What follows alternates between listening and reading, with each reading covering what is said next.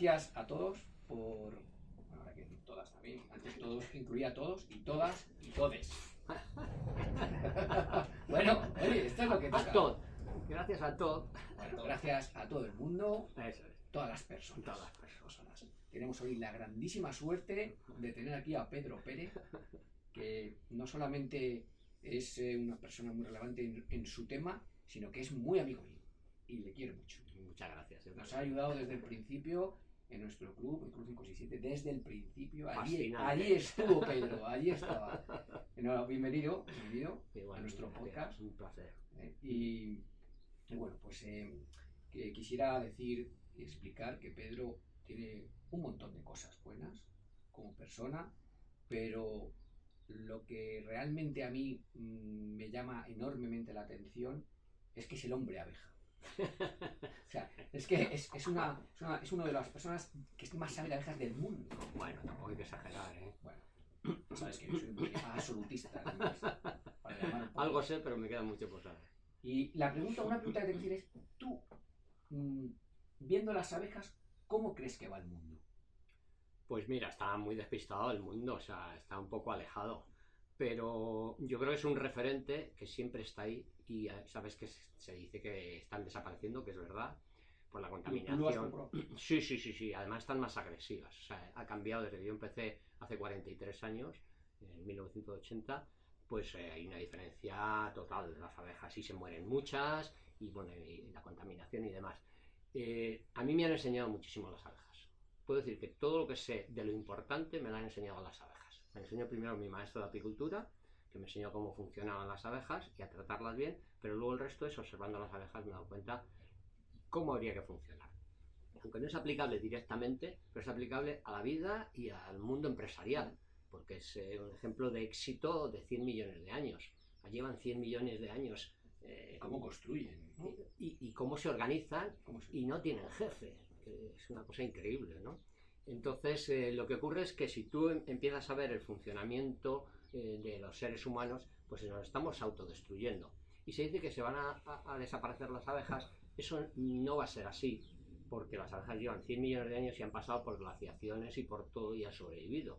Se quedará un grupito ahí debido a la contaminación o lo que sea, pero al mismo tiempo lo que va a ocurrir es que no va a haber alimento y los seres humanos vamos a desaparecer por falta de alimento. Es cierto esta frase que dicen, que no sé si es verdad, que Einstein dijo que si las abejas desaparecieran el mundo duraría 4 años o eso... Bueno, esto es una cosa curiosa. Porque, sí, debería decirse atribuido a Einstein. Bueno, hoy en día todo lo vemos en ChatGPT y ya sabemos si es mentira o es verdad, o si es mentira, a lo mejor es una mentira aceptada. Yo esto te voy a decir una cosa. Yo hace muchos años, cuando hice mi página web, en el año 99, pues vi que alguien había puesto eso a unos apicultores y me pareció, pues es verdad, que tenía razón. Y lo puse en mi página, pues como una cosa así más.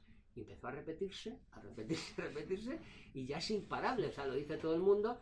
Y entonces, yo un día hablando con... Sí, es como si decimos, Manuel Luna es el calvo más guapo del mundo. Eso se pone, lo empiezan a decir en todas las redes. Es que es un problema que ocurre en casi todo. La gente repite y hay una cosa que es falsa y la repite y luego se acepta y ya está. Entonces tiene una parte de verdad. Primero, podría ser que Einstein lo dijese, pero es que a alguien se le ocurrió decir lo que había dicho Einstein y se repite. Pero es verdad que las abejas polinizan un porcentaje altísimo de lo que comemos y lo que comen los animales. Por tanto, si las abejas desaparecen o disminuyen, como ya está ocurriendo, lo que ocurre es que el alimento escasea y eso es un problema grave. Claro. Entonces, 4 años da igual, o sea, realmente es un problema serio. Entonces, no sé si lo dijo Einstein, yo cambié en mi página atribuido a Einstein, porque claro, no creí que iba a tener tanta trascendencia y efectivamente empezó a correr y todo el mundo en la tele y cada 2 por 3 lo oye, ¿no?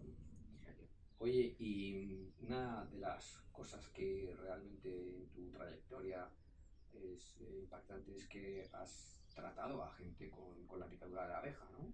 Sí, yo tuve la suerte de, como te digo, conocer a mi maestro de apicultura, que me lo encontré pues buscando miel y bueno, contactamos enseguida.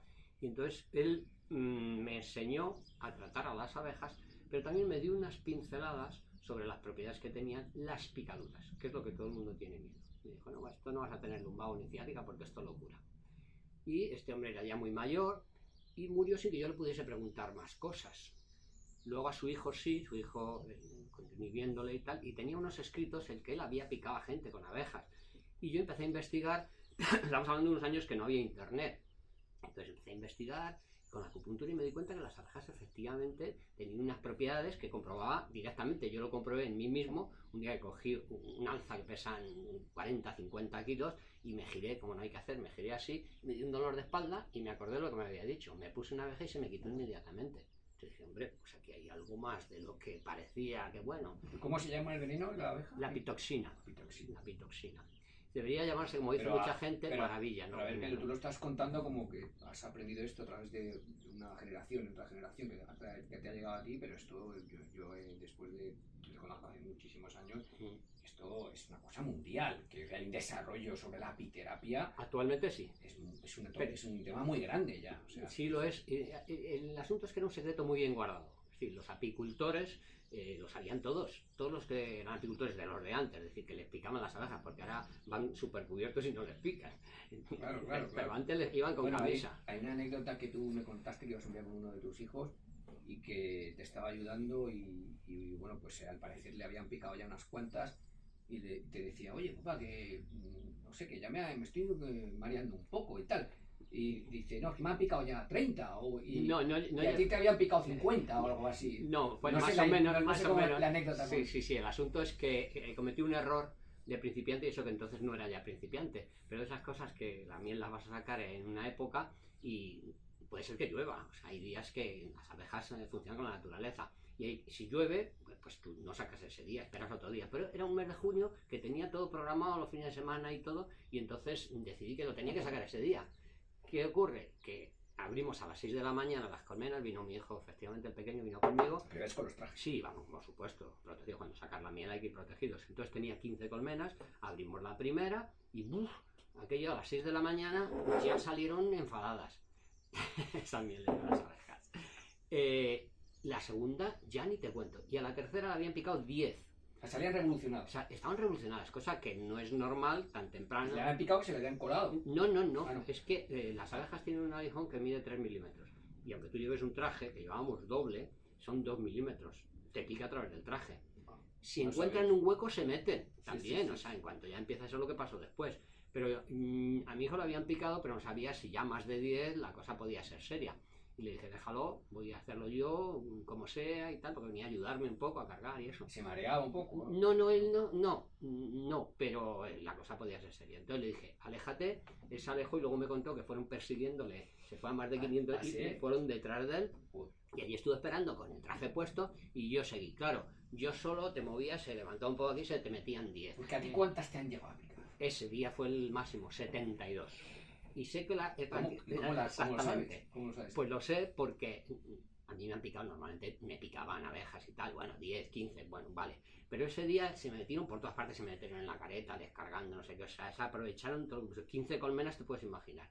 Y entonces, lo que pasó es que cuando llegué a casa le dije a mi mujer, cuéntame el número de picaduras porque creo que he batido... marcadas. Claro, estaban marcadas, creo que he batido récord. Pero bueno, ahí te diría, pues era un récord Guinness, eso. Bueno, no, creo que el récord... ¿Hay alguien que tenga? Sí, se ha comprado que un apicultor que mayor, no como yo que soy joven. Bueno, parecemos igual. Yo creo que tú y yo ahora mismo, que tú tienes 72, yo tengo 51. Yo te digo que a ti nos ponen así con las gafas y tal, y es muy difícil saber quién es mayor. No creas, pero bueno, yo estoy juvenil, ¿no? El caso es que este hombre, pues lo que ocurre muchas veces, tiene unas cuantas colmenas y va solo, yo voy solo a las colmenas y tal. Y este hombre hizo una cosa que es poner un alza, que es una caja donde van los panales, la fue a poner encima y se movió y se cayó. Lo peor que puede pasar no, se cayó la caja. Lo peor que puede pasar es que se te caiga una caja de casa de las abejas, porque claro, no tienen ya nada que perder, se ha caído la caja como si te tiran la casa y tienes 100.000 personas aquí con aguijón, salen a defenderse. Y entonces se calcula que picaron unas 1000. Sí. Entonces este hombre, aunque sobrevivió, se quedó en aquel momento y cuando le echaron de menos estaba en coma. Y estuvo en coma durante bastante tiempo, pero sobrevivió. Hasta 300 se calcula que un apicultor, alguien que le han picado, que no tiene ningún problema, un problema cardíaco, etcétera, que está bien, puede aguantarlo. Yo no he comprobado tantas, pero se calcula que hasta esa cantidad sí. A partir de ahí la cosa es muy Pero tú seria. con 70 llegaste a encontrarte un poco malo. Estaba estupendo. O sea, así como drogado, ¿no? Llegué a casa y le dije a mi mujer, Qué cuenta bien me que... encuentro. Es decir, estoy fenomenal. Bueno, al final, oye, es un ácido, ¿no? Es un Bueno, ácido, ¿no? hay una cosa interesante, hay muchas cosas interesantes en el veneno de abeja, pero una de ellas es que fluidifica la sangre. Entonces te oxigena los tejidos. O sea, que es como drogarse, obviamente, ¿no? Porque Bueno, es una droga, ¿no? Bueno, en realidad es un químico, un producto químico que produce unos efectos saludables, siempre que no seas alérgico. No sé por qué he dicho ácido. ¿Qué es exactamente? No, todavía no se sabe todos los componentes de la veneno de abeja. O sea, con toda la ciencia que tenemos... Oye, por cierto, he visto en Amazon que venden veneno de abeja. Bueno, venden pomada. Ah, vale. Que no lo digo. Estoy muy documentado, tú sabes, porque tú eres el que más sabe, porque como yo te conozco hace 15 años, yo soy uno de los que también sabe un montón. Sí, tú me has enseñado muchas cosas. Sí, hemos hablado mucho Esto de es abeja. broma, yo no tengo ni idea. No. Lo he visto en Amazon. La gente sabe muchísimo menos que tú. En general hay muchas historias sobre las abejas que son falsas. Oye, pues, y en relación al tema de la apiterapia, ¿no? De gente que has tratado, ¿tendrás anécdotas? Pero sí, algunas no, años, no se pueden contar. Lo entiendo, ¿no? Y eso alguna vez lo hemos hablado. Sí. Pero ¿tienes alguna anécdota un poco destacable, ¿no? Decir, oye, pues los temas de la apiterapia, además tú y yo hemos estado juntos con médicos en una mesa donde en el club de salud del club, donde hemos estado hablando con médicos expertos en acupuntura, con nuestro amigo querido doctor Vecino, ¿no? Y que tú has estado con la universidad. Este es un tema que me gustaría que explicaras, porque parece que esto es una pseudociencia que no está respaldado por la medicina y que al final a lo largo de los últimos años sí que ha evolucionado y ha cogido un cierto, por así decirlo, reconocimiento en el ámbito. Incluso hay muchas investigaciones, médico, ¿no? Y muchas investigaciones con el cáncer y otras enfermedades que efectivamente se sabe que funciona. Es decir, no es una cosa que se desconozca el efecto. No se conoce la composición completa, pero ya digo que es muy complejo, imposible de sintetizar, y ahí tenemos el problema. No se puede sintetizar ninguno de los productos de la colmena. No se puede hacer miel artificial, no se puede hacer propóleo artificial, y por supuesto el veneno tampoco. Entonces, sí se conoce la composición y los efectos que hace cada uno de esos, eso que se conoce. El problema es que se puede extraer y se puede inyectar, pero tiene que ser natural, es decir, no se puede. Y se ha estudiado mucho las propiedades que tiene. ¿Qué pasa? Que no es algo como una medicina que puedas tú controlar la dosis exacta y todo esto. Entonces hay que saber mucho sobre el comportamiento de la abeja, el veneno, el efecto que hace en cada persona es diferente, y no es algo que se pueda explicar de una manera cuadriculada. Pero sí, efectivamente, se sabe que funciona y está teniendo una expansión, pero no está reconocido todavía como para enseñarlo. Pero tú has participado, recuerdo, me contabas con universidades, que has participado con hospitales, Sí, efectivamente, y hemos dado conferencias, incluso algún curso y tal, pero son conferencias que no son formativas, es decir, todavía en eso estamos un poco atrás. Yo creo en la medicina integrativa, es decir, que integras todo aquello que funciona. Si hay que operar a alguien, le operas. Si se tiene que tomar una pastilla, ¿por qué no? Pero si resulta que con la miel se cura algo, con el veneno de abeja, con el propóleo se cura, pues vamos a utilizar eso que es menos dañino en principio. Porque el propóleo, ¿qué es exactamente? El propóleo es una sustancia, una resina que obtienen de los árboles, las abejas, lo transforman en un producto mejor y lo utilizan ellas en principio para barnizar toda la colmena, que es un lugar en el que hay 35,5 grados, es una temperatura idónea para un caldo de cultivo estupendo, una cierta humedad, y entonces ahí proliferarían todo tipo de elementos dañinos, ¿no? No digamos cuando matan a un ratón se muere y empieza a descomponerse. Entonces el propóleo lo que hace, con el propóleo cubren a ese ratón, barnizan todas las paredes y es un medio como un quirófano, o sea, es aséptico completamente. Es decir, es antivírico, tiene un montón de propiedades. ¿Cómo se obtiene para el consumo humano? Claro, la abeja tiende a cerrar todos los agujeros que hay posible también para las rendijas, para que no entre frío. De hecho, la abeja hasta los 10 grados no sale. Efectivamente. Es como si sabes un montón. Sí. Bueno, hoy en día todo el mundo sabe. Ahora vamos a hablar de ese tema. Bueno, lo que pasa es que Internet tiene mucho riesgo porque hay muchas cosas falsas. Pero, por ejemplo, fuera puede haber 10 grados bajo cero y dentro de la colmena hay 35,5. Porque mantiene el calor con la miel. Entonces el propóleo tapa esas rendijas para que no entre frío, y lo que se hace es poner muchas rendijas, una tapa con unas rendijas, ellas lo llenan, eso se saca y se disuelve en alcohol para obtener los principios activos. Entonces puedes hacerlo de diferentes maneras con otros componentes componentes, es decir, que se puede mezclar con plantas medicinales, etcétera, etcétera. Pero el propóleo se utiliza mucho en spray, fortalece el sistema inmunológico y más que fortalecer, lo que hace es regularlo, lo cual es muy interesante. Oye, y Pedro, ¿cómo se ejecuta porque yo lo he visto, pero la gente realmente no sabe cómo se ejecuta la picadura? Si yo tengo un dolor en este codo, que por cierto lo tengo, no en este, no, en los dos. Entonces, si a mí, este codo que a mí me duele hace 4 años, o sea, tengo aquí un dolor y aquí en otro, también en las rodillas y también en las caderas. Pues claro, justo. Entonces, no, la pregunta es, ¿cómo se ejecuta la picadura? Bueno, antiguamente lo que hacían los apicultores es ir a la colmena que les picase. Es decir, a la bestia. Sí, así. Porque además lo curioso es, tú te crees que una abeja, una colmena te va a picar, y eso no es verdad. Yo te he contado que nos agredieron en aquel momento porque iba a llover por la noche, iba a haber tormenta y estaban furiosas, pero no es lo normal. Tú vas a una colmena y si tú no les molestas, ellas no hacen nada, están a lo suyo. Ahora están un poco más agresivas que antes, pero con todo y eso, tú te acercas y... No es por el gobierno. Pues te voy a decir una cosa. El ambiente social influye. Sí, la gente está muy agresiva y cuando va alguien muy tenso, las abejas lo perciben igual que los perros. Entonces, no... Ahora te quiero preguntar por el tema político porque mi interés en ti no es sobre las abejas. No. Bueno, pues te cuento un poco cómo se utiliza. Antiguamente iban a la colmena y la abeja... te puede andar por aquí, pero solamente pica cuando detecta que hay una zona de mucha carga, que es lo que ocurre cuando hay un problema, es que hay una carga, que en acupuntura se conoce, los canales y demás. ¿Qué pasa? Que la abeja se siente agredida y se defiende. Por tanto, el apicultor iba y le picaba donde tenía que picar. El apicultor no sabía de acupuntura, pero las abejas sí. Entonces, lo solucionaban. ¿Qué ocurre? Cuando eres apicultor, sueles estar mejor porque te han picado abejas y cuando tienes un problema puntual vas, te pican. Porque ¿a ti ahora te duele algo? A mí no nada. Nada. No, nada. Ni la cadera, ni... No sé, yo... No, ¿sabes qué pasa? Que no es solamente picarte con abejas. Yo todos los días, esta mañana me he hecho 5 kilómetros. Y ayer nos hicimos, mi mujer y yo, 12. Estás delgadito. Buen tipo. Tomo miel, por supuesto, todos los días. Y luego también es el enfoque que le das a la vida, porque el estrés... ¿Pero tú te haces análisis y eso? Sí, de vez en cuando ya no me los hacía y tal, pero efectivamente un control y sí. El médico cabecera te dice, venga, hazte unos análisis. Sí, hazte unas pruebas a ver cómo estás y tal, y efectivamente están todos los niveles bien, la tensión la tengo bien, que es otra cosa que regula también la picadura de la abeja, pero no me estoy picando todos los días con abejas, O sea, tiene mucho que ver con otras cosas. Con el estilo de vida. El estilo de vida, el enfoque que tienes de la vida. Mental, ¿no? Sí, yo diría, si ya llegamos a un nivel, yo diría que es un problema espiritual y esto es un tema delicado, pero no estoy hablando espiritual como algo religioso y tal, sino el enfoque que le das a la vida. Claro, ¿no? Porque además es la conexión con la naturaleza, ¿no? Claro, efectivamente. El apicultor, ¿no?, tiene que ir a las colmenas y entonces tiene una conexión. Pero volviendo a lo de la forma de hacerlo, antiguamente era así.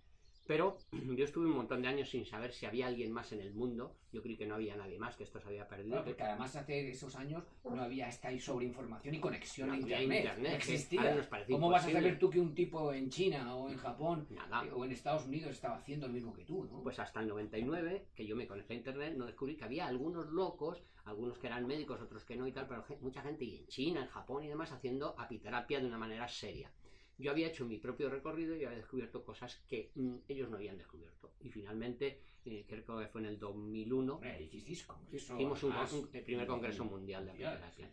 Lo organizamos entre varios y tal, lo hicimos en Alemania porque en España no hubo manera, nadie tomó interés y entonces pues finalmente lo hicimos cerca de Múnich.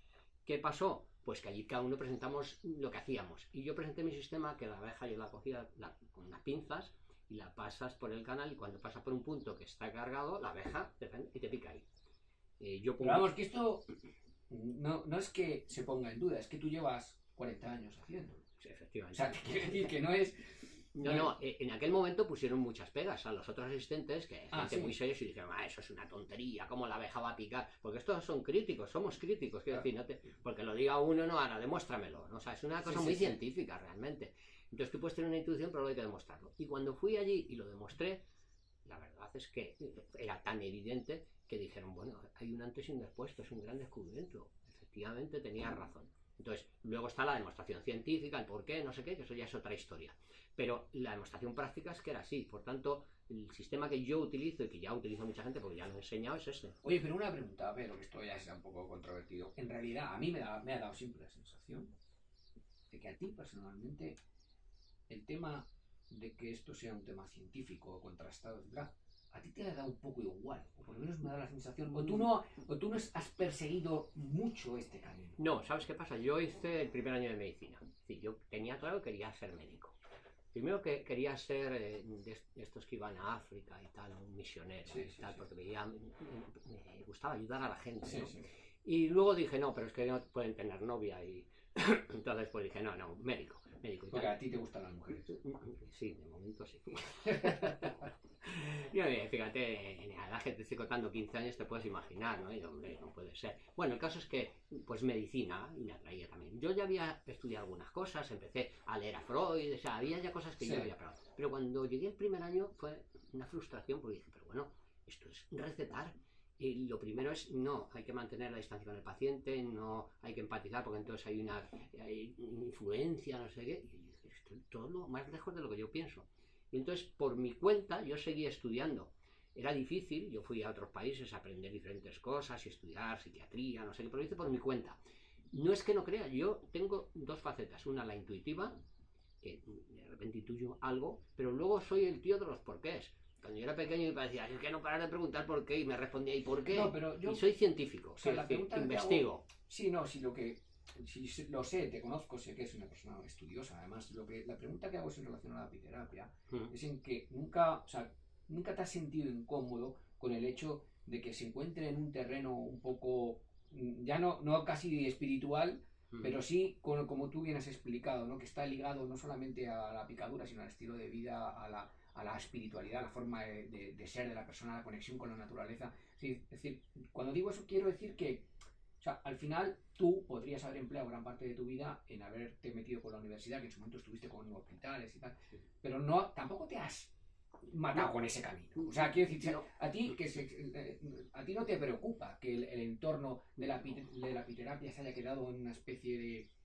de, digamos, no reconocido por la medicina, por así decirlo. Bueno, hay médicos que sí, lo sé, la medicina integrativa, pero es verdad que en general no, porque bueno, los médicos... Tú estuviste muchos años con dos médicos trabajando juntos, no recuerdo los nombres, pero que siempre... que yo los conocí. Sí. No, son yo médicos... estoy muy contento y hemos colaborado, quiero decir que hay cosas que yo, como hice la carrera de medicina, esa medicina que tiene que ver con los medicamentos, tiene que ver con ciertas mediciones, pruebas y demás, hombre, hace falta un médico, si es que yo hubiese sido feliz teniendo un médico conmigo, un equipo, trabajando. De hecho, teníamos un equipo y lo tenemos todavía, un equipo multidisciplinar en el que en algún momento necesitas algo y viceversa, ¿no? Entonces, esa colaboración me parece, la medicina integrativa me parece lo ideal.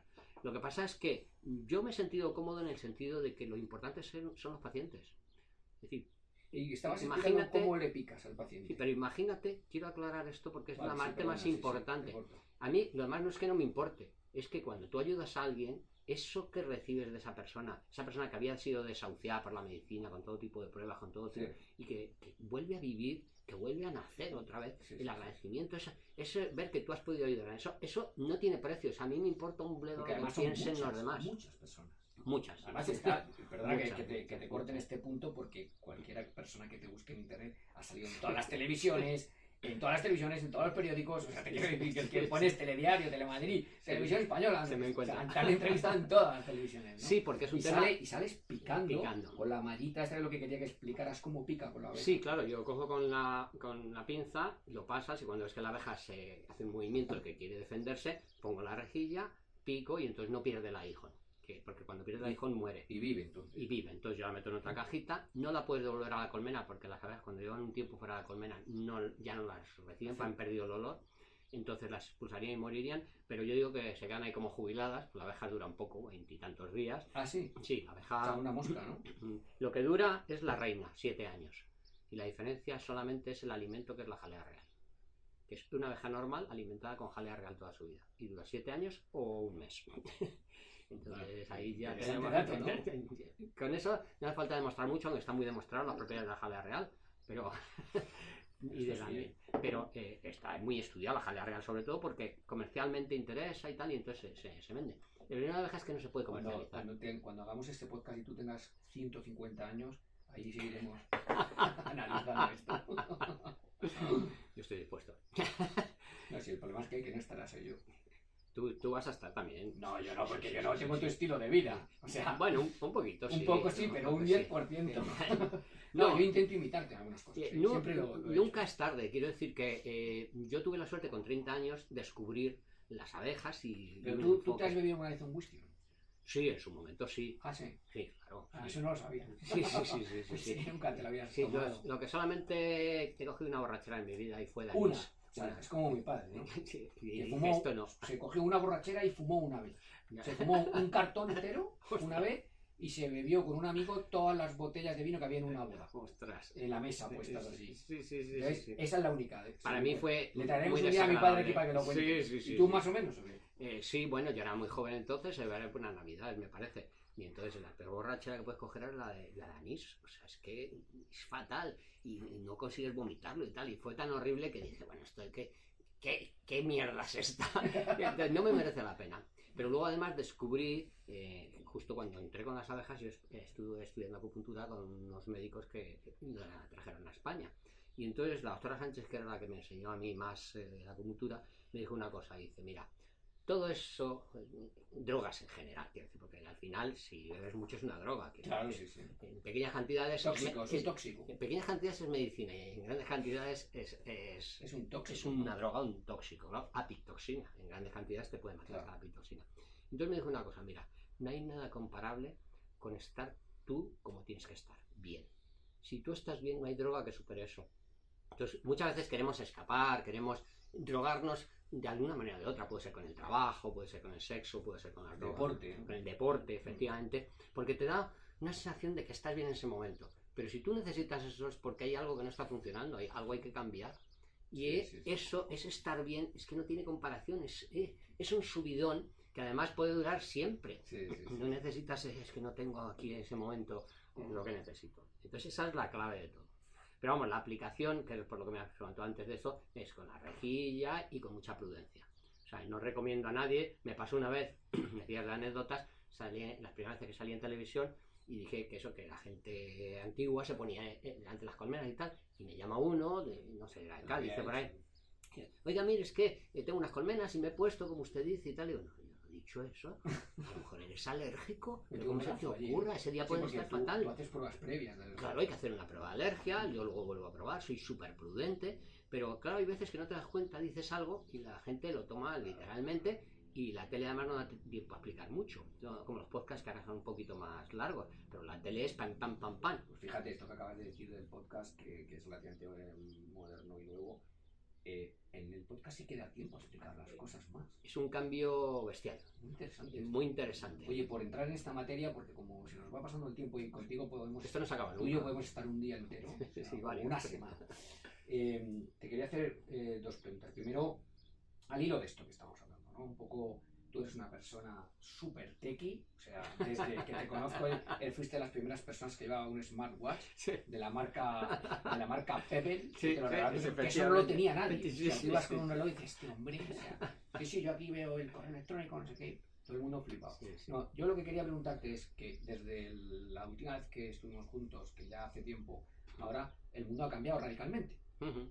El club, acuérdate, esa ebullición de contenido humano que teníamos, como tú y yo veíamos que aquello era como cada día era un mundo. Llegábamos allí y ocurrían cosas, como decías, aquí ocurren siempre cosas. Siempre pasaban cosas. Bueno, eso ya no es así. No. Ocurren cosas, pero a una velocidad mucho menor.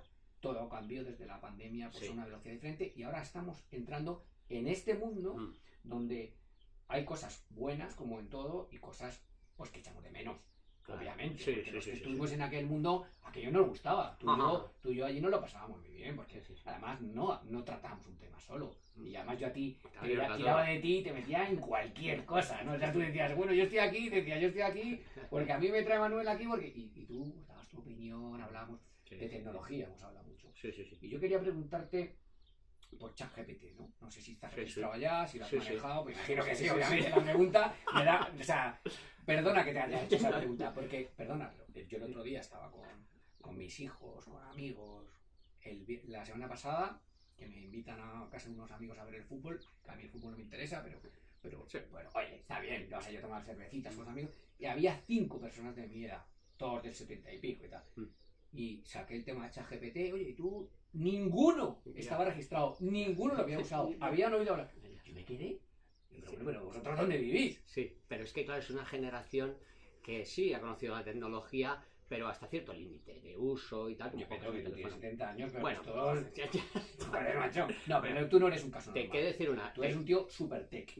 Tengo que decir una cosa. Mi hijo el mayor, que bueno, es top y tal, y todos manejan estas cosas en ejecutivo de alto nivel, el ChatGPT se lo descubría en una visita reciente. Pero bueno, en tu caso, repito, tú no eres ejemplo, ¿vale? Tú claro. y mi suegro tiene 86, 87 años, tiene delante suya un iPad de última generación, un ordenador, su teléfono último, y está todo el día manejándolo, tiene redes sociales, 87 años. Claro. No es normal, ¿eh? Pero si pierdes la comba a una edad, que hay veces que la gente dice, es que ya tengo... Ya a los 40 ya empiezan a decirlo, pero ya 50 es como de, bueno, ya para qué voy a aprender más si lo que me queda para jubilar. Entonces ahí está el problema, porque si no, si pierdes la comba, es muy difícil retomar, porque la tecnología requiere práctica. Totalmente, es increíble. Oye, ¿cómo...?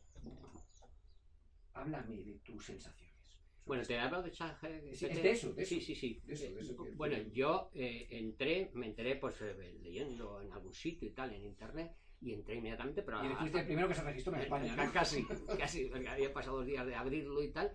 Me pareció fascinante, aunque bastante torpe de momento. Bueno, ya está en la versión 4. Sí, claro. Todavía no nos la han dejado entrar, pero... Y Microsoft está... Vas a flipar, ¿eh? Sí, pero comete muchos errores. O sea, lo primero que hace todo el mundo al entrar en Google con ChatGPT es poner que te busque a ti, a ver si acierta, porque de ti sí sabes. Y bueno, de mí había barbaridades que decía y otras cosas que sí decía, porque hay mucha documentación en internet. Claro. Pero de mi mujer que pinta, que tú sabes que ella pinta y tal, bueno, decía unas barbaridades que expuso en el club. Sí, efectivamente. Entonces de aquí y de allá y tal no tenía sentido. Y luego a mis hijos y tal, un desastre. Es decir, actualmente lo que pone es la referencia, que lo que dice, pone una llamada a de dónde lo ha sacado. Entonces tú buscas LinkedIn o donde sea y dices, bueno, esto no es esta persona. Se ve claramente. Se ve claramente que no. Entonces está todavía en ese momento. Pero a mí me parece súper interesante en un sentido. Es una fuente de inspiración. Porque sabes que yo hago viñetas también. Sí, trabaja en periódico. Sí, publicado y bueno, pues es un tema también curativo, para mí. Se me mantiene ahí todos los días una viñeta. Te agradezco que me la hayas ofrecido para el Invencible, lo vamos a meter. Sí, porque además las tengo abiertas para el que quiera utilizarlas. Sí, bueno, entonces, la viñeta te mantiene, pensar una viñeta todos los días te mantiene activo, ¿no? No, requiere un trabajo intelectual, porque eso tiene un proceso, o sea, para conseguir que tenga efecto, la viñeta, yo me acuerdo que me has hablado mucho de eso. Sí, hay proceso de maduración, lo pones, escribes tal, luego lo ves y dices, esta es una patraña, ¿no? No merece la pena y tal. Hay un proceso y además... ¿Y lo usas ChatGPT para esto? Sí, entonces hice una prueba, dije, a ver, una viñeta que aparezca no sé qué y tal. La verdad es que me dio ideas. O sea, de hecho... Entonces, ¿realmente te está sorprendiendo? No. Porque no te veo cara de sorpresa ni comentarios de sorpresa. No me está sorprendiendo. Tienes que pocas cosas te sorprenden. No, ¿sabes qué pasa? Que es mucho más sorprendente el ser humano. O sea, no tiene comparación. De momento. No, pero nunca va a ser así. O sea, puede ser que nos convirtamos en robot, puede ser que entonces desapareceremos y ya, pues da lo mismo todo, ¿no? Pero yo creo que es una herramienta más. Esto ya... Yo es que como tengo una edad... He vivido este proceso tecnológico. Ten en cuenta que no había ordenadores cuando yo era joven. Y no había calculadoras. No, pero yo tampoco. O sea, no. Yo he conocido la calculadora esa de darle a manivela, sí. O sea, esto suena ya un poco primitivo, ¿no? Y eso ya un avance tecnológico. El asunto pero tú que has trabajado en el mundo editorial, Pedro, serás consciente de que hay radios ya con locutores virtuales sin ningún tipo de... O sea, el contenido... Amazon ha publicado de manera transparente y sin tapujos que ya lleva miles de libros publicados 100% y algunos ya muchos bestsellers. A la gente le da igual, pero mira, le da igual que lo haya creado un robot. El libro, tú apagas la electricidad, deja de haber suministro eléctrico y ¿qué queda de eso? Nada. ¿Cuándo se va a apagar la electricidad? En cualquier momento. De eso nada. Eso nada, eso es como si le quitas el oxígeno. No, antes vivíamos sin electricidad, perdona. Porque la electricidad eso no lo va a quitar. No digo que lo vayan a quitar, que si tú lo quitases, todo eso desaparece. Si ¿Y qué quitas el queda? oxígeno, Pero no, sin oxígeno la no. electricidad Pero es igual que el sin oxígeno. oxígeno no hemos vivido, pero sin electricidad sí. Entonces lo que queda es el ser humano. Lo que pasa es que nos vamos empobreciendo. Es decir, con esto lo que ocurre es que la gente... Yo, Totalmente de acuerdo. cuando hablé con mi hijo, le pregunté a su hija, que tiene 21 años, le dije, ¿tú no lo conoces? Dice, sí, ya lo utilizo en la universidad. Es decir, los estudiantes ya es Claro, se ríe. Claro, hombre, te hacen unos trabajos estupendos. O sea, es que esos trabajos tan mecánicos y lo que mandan a la universidad, que no es real, práctico, hombre, eso, esa gente lo hace estupendo. Pues estas cosas que tenemos aquí, ¿esto qué es? Estas cosas con hojas. Pues mira, hay una cosa que las personas no piensan. Yo tengo libros electrónicos, por supuesto, tengo el ebook, tengo también el de Apple y tal. El día que Amazon desaparezca, porque las empresas no son eternas, Sí, Apple todo termina. ¿todo eso dónde va? O sea, es que llega un momento en que ya no se actualiza, ya no sé qué. Ahora habrá otro. Ya, pero esos libros, ¿dónde están? No va a ser fácil mientras que esto permanece. Es decir, yo creo en el mix, yo creo en la... No, yo eso no lo veo así. Yo creo, como digo, en la medicina integrativa, yo creo que los libros tienen su lugar, los libros electrónicos tienen su lugar, pero hay que estar preparado por si acaso algo desaparece. Porque estas cosas de repente hacen así y hay que estar preparado para ello. Por tanto, no hay que descuidar esa parte humana. Eso se ve mucho ahora, que yo no he visto algunos capítulos, pero no puedo ver más de uno o dos. Las películas, las series estas de zombies y tal, no sé si has visto alguna. No me gustan. ¿Has visto algo? Pero las has Echa un vistazo, sí. Quiero decir, alguna. Yo he visto The Last of Us, que es una de un hongo que se va. Sí. Yo no entiendo, que esto es un tema que me sorprende, cómo la gente puede aguantar 3 capítulos de algo tan terrorífico. Bueno, porque pero la gente los ve, se ve 20, 40 capítulos de algo que es terrible. Yo he visto 1 o 2, me ha llamado un poquito la atención, pero al tercero digo yo, me ha estado otra hora viendo esto tan terrible, un hongo que se come, que le mete por la boca y que... Pues esto la gente se lo traga. Yo te voy a contar una cosa, una anécdota mía de cuando yo tenía las colmenas en una granja escuela, la primera que hubo en España, en la Limpia, en Guadalajara, y entonces un día decidimos, participaba en las actividades y tal, y decidimos que íbamos a hacer una cosa un poco más de por la noche con los niños, de miedo y tal, y te ponías una linterna aquí y tal. Bueno, total, los niños horrorizados y tal, y la reunión que tuvimos después dijimos, no vamos a hacerlo porque es que nos hemos pasado, los niños eran una cosa, todo en seguridad, pero horrorizados, gritos, no sé qué y tal. Bueno, pues al día siguiente los niños decían, ¿cuándo íbamos a repetir? Ahí descubrimos, engancha eso. Porque no, es que hay una cosa, cuando lo superas, es decir, los niños ven una película de miedo y la quieren volver a ver porque ya saben que han sobrevivido y quieren volverlo a ver. Y eso es una etapa infantil que muchos tenemos todavía. Entonces tú ves una película de miedo y como es una película, la superas. En la realidad a lo mejor no la... Vamos, que seguramente no superes eso. Entonces, la cosa de poderlo superar ficticiamente es lo que hace que los niños vean cosas de miedo, les gusten los cuentos de niños, a veces son terroríficos. Sí. Entonces es como que lo superas. Tú has hecho cuentos de niños. Sí, también. Los míos eran fantásticos, no había terror. No, yo pienso que hay que vivir el terror, también el miedo, pero un miedo más real. O sea, hay miedos que son muy ficticios, imaginarios, y eso... O sea, a ti no te preocupa mucho, digamos, por sumarle 5 años, 10 años a lo que está ocurriendo con ChatGPT, que está la gente muy preocupada, los abogados, los periodistas, los escritores, los generadores de contenido. Pues, ¿no crees que es como parecía lo que ocurrió con Kodak, con la cámara digital? Y la máquina de escribir, y teléfono, es que es constante, eso ocurre constantemente. Desde el fuego, el ser humano está inventando cosas. Y claro, hay algunos que dicen, bueno, que me quita el puesto de trabajo. Bueno, claro, búscate la vida. Porque el otro día leí una frase muy interesante. Y es que el puesto de trabajo no te lo va a quitar ChatGPT, te lo va a quitar el que sepa manejar ChatGPT. Claro, eso porque hay que saber manejar las herramientas. Porque ahora si se no... está contratando gente que sepa manejarlo. Claro. Y cómo pedirle que programe, cómo pedirle que... Claro, porque hay que saberlo hacer también. O sea, todo el mundo pregunta cosas y te lo escribe y lo hace de una manera muy poco sosa. Pero si tú le vas diciendo pistas, funciona bien. Quiero entrar en un tema también que me interesa mucho tu opinión, porque a raíz de lo que ha ocurrido esta semana con la moción de censura donde una persona de 90 años ha intervenido en el Congreso, que es Ramón Tamames, que aquí hemos hablado, bueno, tú sabes que en el club para nosotros o sea, tenemos 2 extremos, los mayores primeros, que son los que realmente saben, y los jóvenes que entren, por supuesto, a saco. Pero la opinión de de los mayores para nosotros es fundamental. Ujú. Entonces, ¿qué opinas sobre que, bueno, ha habido muchas opiniones sobre el tema de Tamames, Sí, sí. obviamente, y es lógico, pero ¿qué opinas de esto, no? Que una persona de 90 años con la cabeza perfectamente amueblada a la tabla haya hablado, opinado sobre el presidente del gobierno con unas opiniones. ¿Qué opinas? ¿La has visto algo? ¿Tienes información? Sí, sí, sí, claro, yo me informo de modo hasta que me aburre. ¿Qué O sea, opinas? ya me Dame tu bastante. opinión, que es que me interesa muchísimo. Sí, pues A todos nos va a a interesar. mí la doctora Sánchez que te he nombrado antes, una vez me dijo muchas cosas que yo he tenido que madurar, porque entonces tenía 30 años y claro, había cosas que pues sí, pero no acabo de entenderlo. Y una cosa que me dijo es sobre las enfermedades. Me dijo, sobre la política es una enfermedad incurable. Y en aquel momento no entendí. Pues yo creo que la política puede tener una aplicación, de hecho hace falta ciertas cosas, gestión, no sé qué y tal y cual. Pero luego cuando he tratado a políticos, cuando tú les tratas, te das cuenta que están en otro mundo. ¿Sí? Un mundo paralelo junto con los periodistas ahí que se retroalimentan y están muy lejos de la gente y lo van a estar siempre. Porque está como un mundo cerrado, ¿no? Un mundo cerrado. Porque a partir de un pueblo pequeño, la política deja de ser lo que tiene que ser. Yo vivo en un pueblo pequeño y ahí tú te encuentras al alcalde, al concejal y le puedes decir, oye, que esto que dijiste, que no sé qué. O sea, sí, es una es cosa muy, humano, muy muy corta y además tienen que responder. Mm. Pero a partir de ahí la cosa se complica mucho y entonces vives en un limbo pensando en las elecciones. Entonces a mí me aburre profundamente la política, o sea, me parece de poco recorrido. Sí, y sí, encima pienso cada vez más lo de la enfermedad, es una enfermedad, porque el poder, te hace que los dopaminas, que te sientes muy bien, ¿no? Porque wow, te consideras o sea, no hay nada mejor que que el influyes sexo en la sociedad.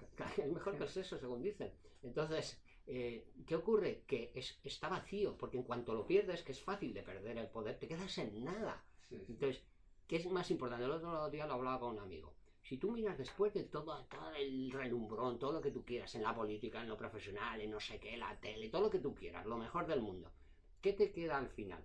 Pues la gente con la que tú te relacionas, la familia, la amistad, la gente de verdad. Y tú mismo, ¿cómo te has comportado? Si has sido coherente o no. Porque hay una falta de coherencia total en lo que decimos, en lo que hacemos, en lo que, o sea, no tiene sentido. Y nadie se para un momento a pensarlo. Y ese es el Pero problema. bueno, como mal menor, que al final, o sea, quiero decir mal menor, como algo necesario para gobernar y tomar las decisiones del país, ¿qué sensación te ha dado ver a una persona de 90 años en el Congreso? Me da un poco pena. ¿Así? Sí, sí, porque ya, ten en cuenta la han zumbao por todas partes. Sí, Hay que decir, es como un muñeco. En parte, sí. Tú sabes que en ciertas ferias, en ciertos sitios se lleva un muñeco para que la gente le dé y tal. Y en Japón, para que O sea, los no empleados te ha golpean al producido en jefe. ningún momento el... Bueno, yo no lo he visto muy poco. He visto pequeños shorts, pequeños vídeos cortos donde sale hablando Tamames. Pero no te da la sensación o una pequeña esperanza de que por la pirámide poblacional que tenemos en el mundo, en España especialmente, que ya hay un número de personas muy mayores, cada vez más. Sí. La persona mayor, por así decirlo, comparado con Japón, que es el ejemplo de país que más respeta a los mayores, ¿no te da la sensación de ver a esa persona de 90 años como una pequeña esperanza a poder ver a personas con experiencia dentro del Congreso? No es el lugar. No es el lugar.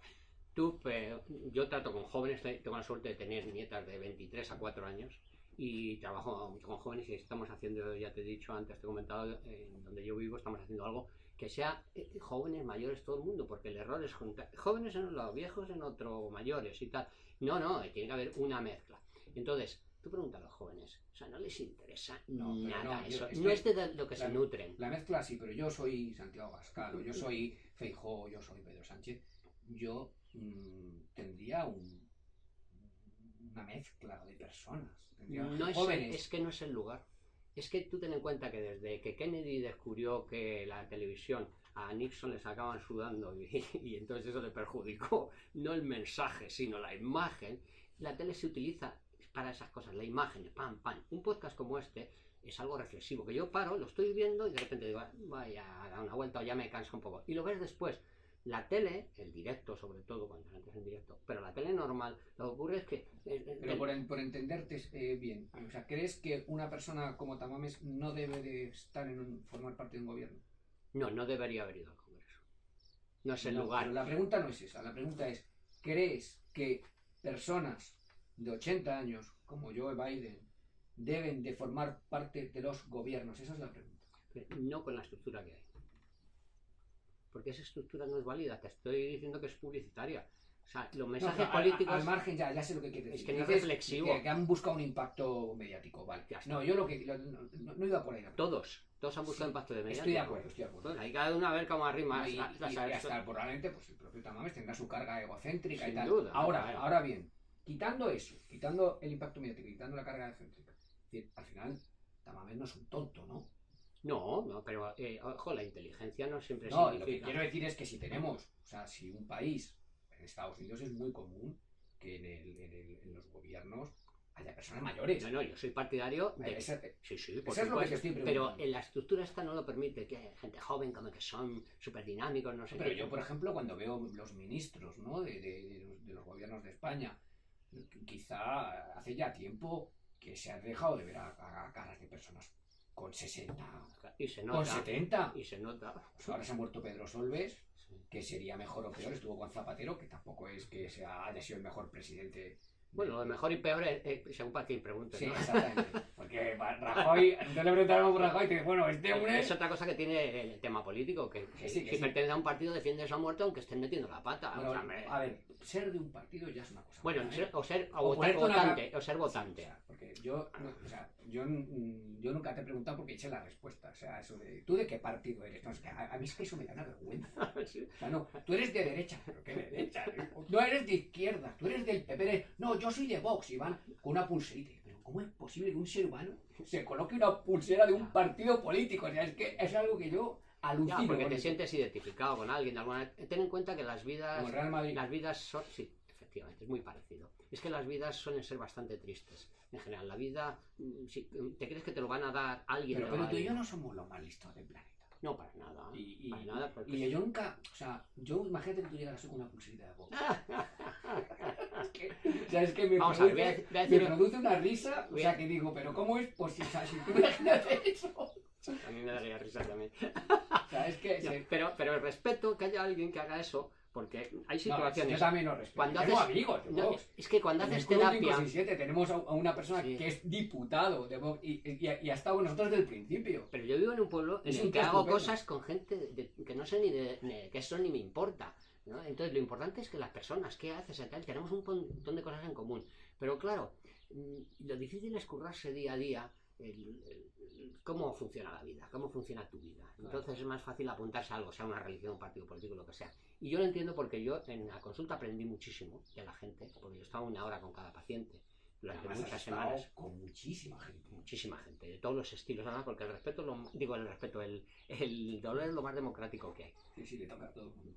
Ya puedes tener dinero, y encima lo que venía a tratar a mí no lo trata la medicina, ya puedes tener dinero. Entonces, ahí he aprendido mucho de los problemas verdaderos, porque parece que hay un problema por fuera y por qué hace la gente las cosas y tal. Hay mucha soledad, hay poca comunicación. Sí, ahora parece que hay mucha comunicación, pero no es así, o sea, la gente está muy sola. Entonces, si perteneces a un partido o algo, a un equipo de fútbol, te sientes integrado porque los seres humanos somos de estar con otros. Somos gregarios. Claro, pero es que es así, como las abejas, una abeja sola no sobrevive. El conjunto es el que sobrevive. Pues las personas nos pasa igual, necesitamos de otros. La pandemia se ha notado mucho en los jóvenes en ese sentido. Entonces, yo creo que hay que retomar la relación tú a tú. Podemos quedar por internet. Pero hablábamos, por ejemplo, de... Hay cosas que no pueden volver a ser como eran. Desde luego, nunca. Pero eso nunca ha sido así. O sea, siempre ha sido así. Sí, acabo de decir una cosa que pienso a lo mejor que he dicho una cosa y pienso lo contrario. O sea, ¿por qué no? ¿Por qué no se van a poder vamos a poder volver a hacer las cosas que hacíamos cuando arrancamos el club? Mejoradas. Sí. Mejoradas, porque ha habido avances en muchas cosas. Vamos a integrarlos, sí, porque el espíritu es lo importante. ¿Cuál era el espíritu? Que es lo que estamos haciendo, es que no te he contado, pero en donde yo vivo estamos haciendo algo. Ibas a contar lo de Daganzo, me parece muy interesante. Pues va en ese sentido, porque ¿qué ocurría en el club? Que era gente muy variada de edades, 5, 6, 7, claro, el nombre lo decía, de los 50, los 60, los 70, de todas las edades, que allí cada uno exponía lo que le parecía y tal, luego llevarlo a cabo pues tenía su complicación y había estilos, formas. Era un cajón desastre. Es un cajón desastre. Entonces, bueno, eso es difícil de manejar, de llevar a cosas prácticas en realidad. Se hicieron cosas prácticas, pero tú sabes lo difícil que es manejar esa historia. Bueno, pues donde yo vivo, en Daganzo, pues el concejal de Cultura tenía una idea ahí pendiente que se llama el obrador de las ideas. Ah, qué chulo. Ya el nombre dice bastante. El problema es que decía que no tenía un sitio físico donde hacerlo.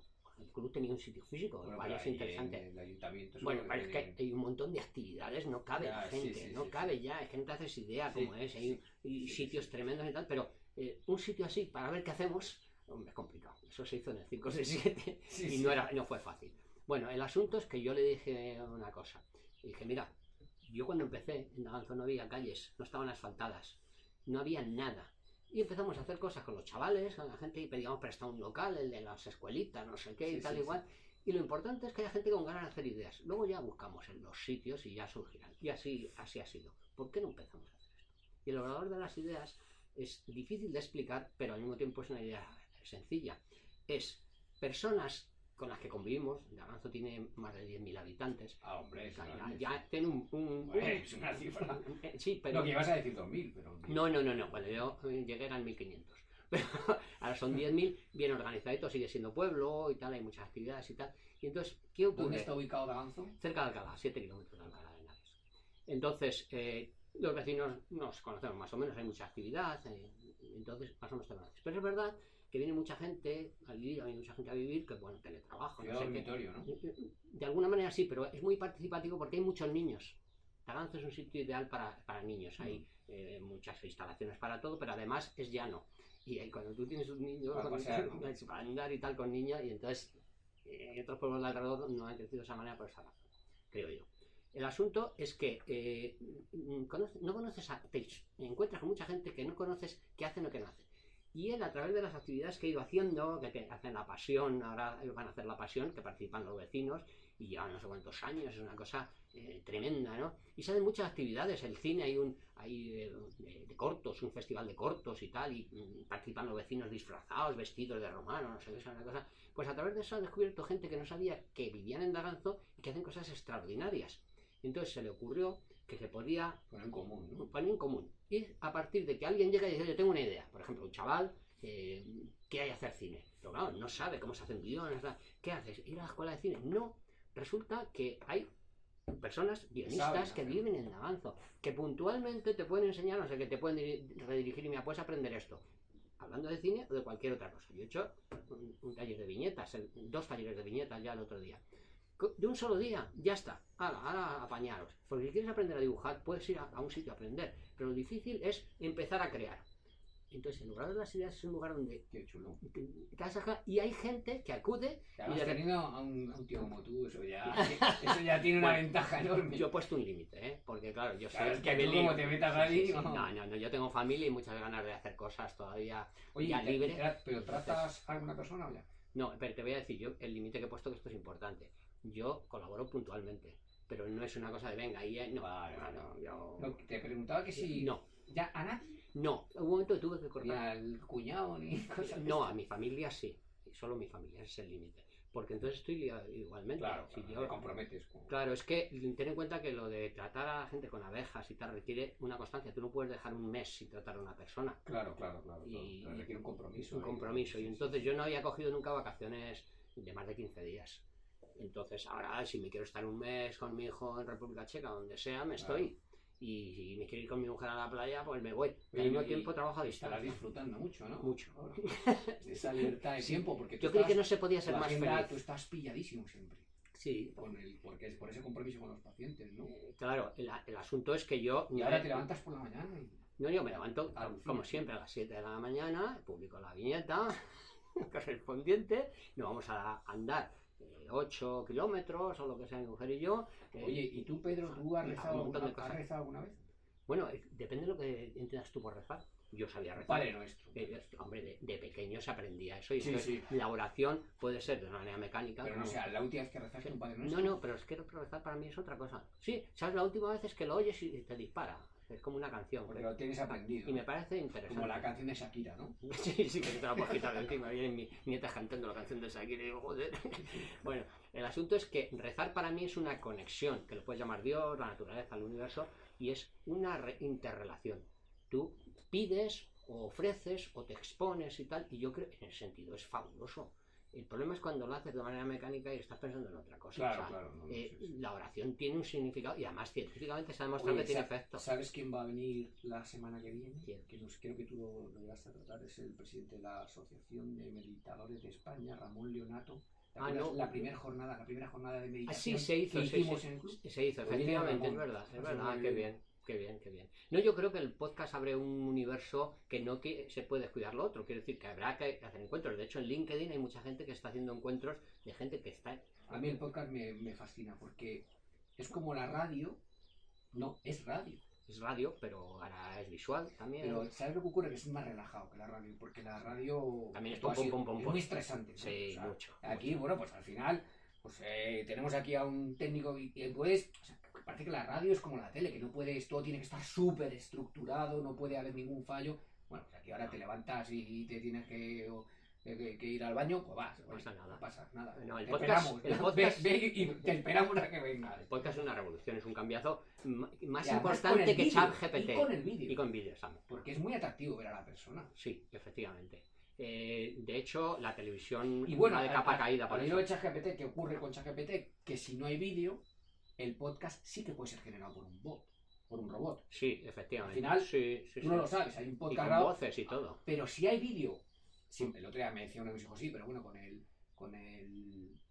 deepfake que te pueden sustituir tu cabeza, te lo pueden hacer. Bueno, pero eso es como robar. Sí. Quiero decir, pero lo que quiero decir es, ChatGPT, de momento, no te va a suplantar tu identidad, la tuya. Lo podría hacer robándote la imagen, pero en voz, al final puede inventarse una voz, hacer un podcast grabado, pero de momento lo audiovisual somos tú y yo. Sí. Si alguien nos sustituye, le podemos denunciar. Pero de todas maneras a mí eso me da igual, porque yo voy más por delante. ¿Qué me importa a mí que me roben y tal? Que me roben las viñetas, que no me importa. No, pero que te roben tu cara no me importa. Y graben una grabación con algo que tú no dices. No me importa, porque al final la gente de lista de verdad, los inteligentes van a descubrir que eso no es porque se nota. Es que se nota, ahí hay unos dejes que no son humanos, se nota un poco. Entonces, me da igual, pues yo sigo mi camino. Si es que a mí me interesa eso, hablar contigo, estamos haciendo un podcast, pero para mí lo interesante es quedar contigo, hablar y tal. Y eso siempre quedará. Entonces, que me roban todo... Mira, Eric Burdon, que es mi músico favorito, decía una cosa: jamás nos podrá quitar la música. Nos podrán encerrar, quitarnos el habla, no sé qué, pero la música la llevas aquí dentro. Entonces, lo que tú eres, lo que tú sientes, puedes estar detenido, lo que sea, en peores circunstancias. No nos lo pueden robar. Tu esencia no te va a robar, siempre que sepas cuál es tu esencia. Bueno, pues... Esa es la clave. Son las 12. Con esto último que ha dicho Pedro, que me pareció... de Eric Burdon, aquí podemos... Jamás nos podrán quitar la música. Podemos terminar, ¿no? Llevamos una hora charlando. 1 hora y 20. Exactamente. ¿Quieres decir algo más? No, sí puedo decir más, pero podríamos estar mucho acabamos, hablando. Sí, hablar. Oye, pues muchas gracias. También me encanta callar. El silencio, una de las cosas que me encanta de cuando llevo mucho tiempo con alguien como mi mujer, es que puedes pasear y hablar todo el rato o estar callado. También es interesante estar callado. Otro día vamos a estar callados. De hablar de la relación marido-mujer. Sí. Vale. Bueno, pues gracias, Pedro. A ti, un placer.